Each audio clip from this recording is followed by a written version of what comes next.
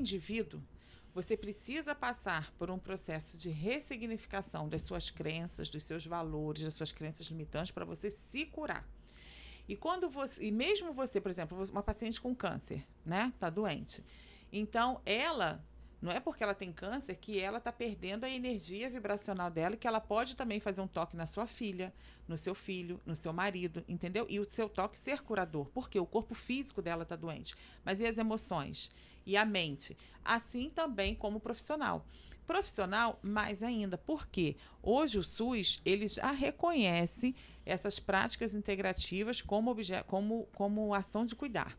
E o toque terapêutico está dentro dessa intervenção. Só que como que você vai capacitar enfermeiros, capacitar profissionais de saúde para o toque terapêutico se você não trabalha a mente? Então, na verdade, o projeto Ressignificar é para as duas situações, tanto para o paciente que está ressignificando sua vida, né, se curando, se tratando, quanto também para o profissional que vai aplicar o toque terapêutico. Maravilha, maravilha. Eu ouvi você falando que as pessoas veem você nas tuas falas e querem levar para outras pessoas esse conhecimento. E aí vê a ideia das lives, de repente do workshop que você já até inclusive pode divulgar. Mas você nessa fala você falou que você faz pregações. Isso. Então você é evangélica. Sou também. Fala um pouquinho dessas duas, da ciência e da espiritualidade. Então, eu fui criada num lar evangélico, meu pai é pastor presbiteriano, minha mãe sempre foi presbiteriana, e meu pai, ele assumiu, né, a questão evangélica quando ele se casou com a minha mãe, que antes ele tinha uma outra religião. E então, assim, eu sempre estava junto com meu pai, eu sou professora de escola bíblica desde os 12 anos de idade. Então, eu fui criada num lar presbiteriano. Quando eu me separo, quando eu perco tudo e quando acontece todo aquele processo, né, de morte em vida, que eu já falei até em outros momentos, então eu começo a estudar muito, assim, procurar entender tudo que tinha acontecido comigo, né? Como que em um ano eu estou super bem financeiramente, espiritualmente, fisicamente, e 3 anos depois eu perco tudo, mal tenho que dar comida para as minhas filhas, e em função disso peço para Deus para me levar, para eu morrer, e na cabeça a gente fica se justificando com Deus. Eu falei, poxa Deus, mas eu sempre fiz tudo, procurei fazer tudo certinho, por que isso tudo aconteceu? Então, eu não me revoltei contra Deus, mas eu quis buscar entender tudo o que estava acontecendo. Então, comecei, ao invés de eu me afastar de Deus, eu me aproximei mais. E comecei a estudar mais a Bíblia e procurar, e até que eu me deparo. Eu tive uma experiência, mas que é uma minha experiência. Não estou dizendo que é a verdade, que se aplica a você ou qualquer outra pessoa. Mas eu tive uma experiência espiritual em relação a essa questão da guarda do sábado e dos alimentos puros e impuros. E aí eu decido, então, eu falei assim, então eu preciso procurar... Depois até, inclusive, descreve sobre essas duas questões. Então, eu decidi, então, procurar uma igreja que fosse ao encontro daquilo que eu estava me propondo a fazer, né?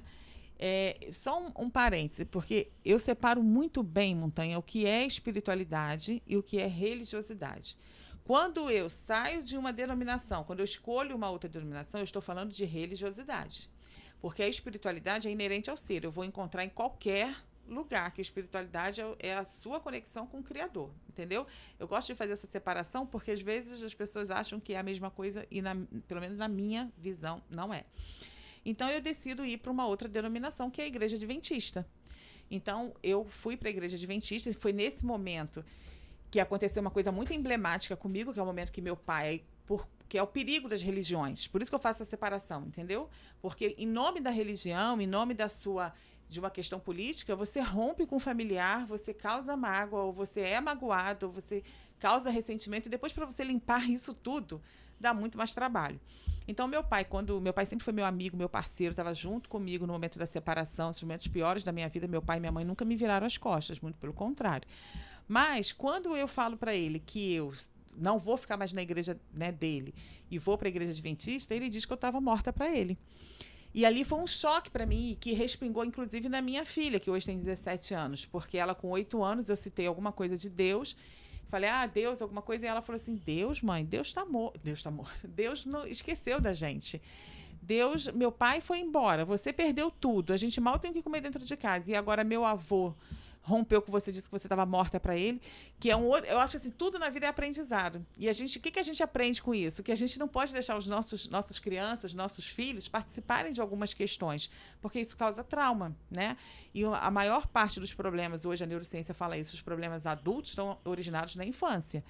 Então, quando a minha filha fala isso, eu falo para ela, minha filha, olha, a Bíblia que eu te ensinei a crer, o Deus que eu sirvo, que eu te ensinei a servir, a amar, ele diz que ainda que uma filha se esquecesse, um pai se esquecesse, uma mãe se esquecesse do seu filho, Deus nunca se esqueceria de nós.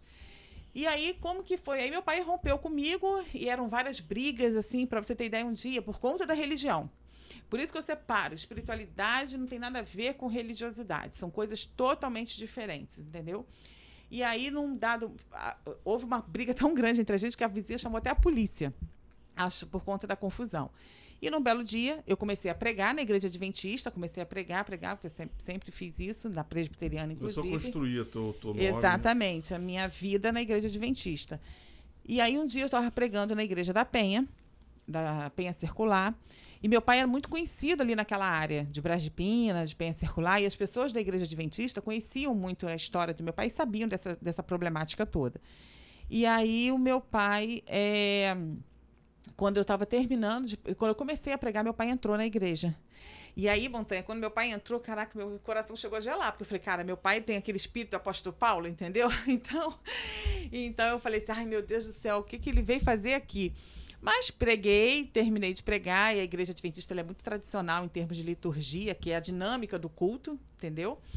E aí, quando termina, aí meu pai, no meio da igreja, levanta a mão, vai entrando assim para frente da igreja e fala, olha, eu queria quebrar o protocolo, mas eu vim aqui porque a minha filha está pregando, para quem não me conhece, eu sou o pastor fulano de tal, e eu estava lá no meu gabinete. E quando Deus falou comigo, o Cristo que nos une é maior do que a doutrina que nos separa. Então, eu vim aqui para pedir perdão à minha filha. E aí eu desabei, né? A igreja inteira começou a chorar muito, ele também. Ele me pediu perdão e agradeceu a igreja adventista. Falou, olha, eu quero agradecer a igreja adventista pela acolhida com a minha filha. Minha filha chegou aqui em frangalhos e tudo. E aí tudo seguiu o seu curso. Seguiu o seu curso.